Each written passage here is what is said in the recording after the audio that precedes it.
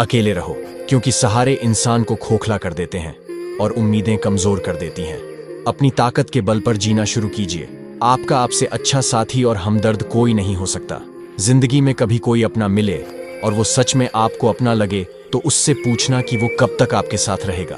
अगर तुम इस बात को गहराई से सोचोगे तो समझोगे कि जिंदगी का सच यही है, जो अभी तुम्हारे साथ है और दिल को भी लगता है कि वो तुम्हारे साथ है, मगर सच कुछ और ही है। तुम शुरू से ही अकेले हो, तुम्हारे साथ कोई नहीं है, वो बस कुछ पल के लिए है। तुम उसे स्वीकार करने की हिम्मत रखो, वो हकीकत है। वीडियो पसंद आए तो लाइक करें।